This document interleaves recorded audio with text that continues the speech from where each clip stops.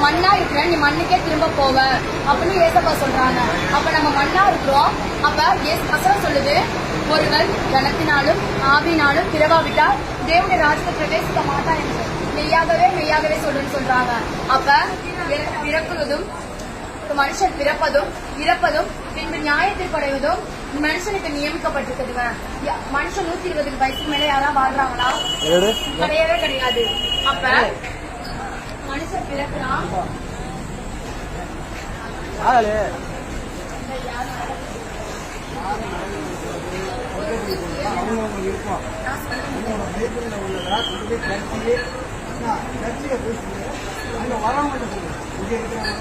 நரகம் சொர்க்கம் இதெல்லாம் கண்டறிந்து யாரும் தெரியாதவங்க கிடையாது.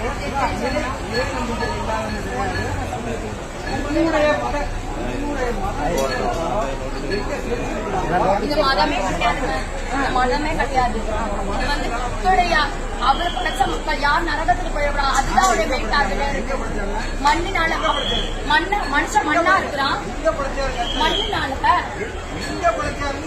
எங்க படிச்சாரு அதெல்லாம் உங்களுக்கு தேவையா? அது எப்படி சொல்ல முடியும்? ஒரு பையன்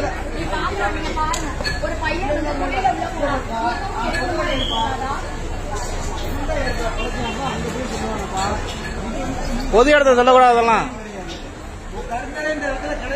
வார்த்தை பூமியை வார்த்தைனால எப்படி படிச்சாங்க சொல்லுங்க? எப்படி படிச்சாங்க சொல்லுங்க? அதை சொல்லுங்க. எப்படி படிச்சாங்க? அது எப்படி? ஏன்னா உங்களுக்கு தெரியல, அதனால சொல்ல தெரியல. ஏன்னா நீங்க ஜீவனுடைய வார்த்தை, அதனால நான் சொல்றேன். எனக்கு தெரியல. தேடி வராங்க பாரு சர்ச்சைக்கு, என்ன பெந்தகோஸ்துக்கு வராங்க பாரு, அவங்கள்ட்ட சொல்லணும். இது மாதிரி பப்ளிக்ல நீ சொல்றது தவறான விஷயம். புரியுதா? பப்ளிக்ல நீங்க கட்டக்கூடாது.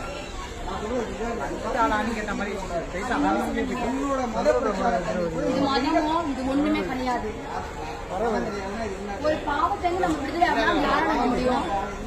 குடி பிரச்சனை, போதை, கஞ்சா, எந்த விடுதலை யாரும் முடியுமா? எங்க இருக்கா? இங்க வாயா, நீ பஸ் ஸ்டாண்டில் கடைசிக்கு வா. அம்பாள் இருக்குல்ல, அங்க வா. மத வழிபாட்டு தலை எங்க இருக்கோ அங்க போய் சொல்லு. நீ பஸ் ஸ்டாண்ட்ல நீ கத்துறதுக்குலாம் அனுமதி கிடையாது. இங்க அனுமதி கிடையாது. இங்க பேசுறதுக்கு அனுமதி கிடையாது. இங்க எல்லாம் பப்ளிக் வந்து கத்திட்டு என்ன ஆர்டர் பண்ணிருக்கு?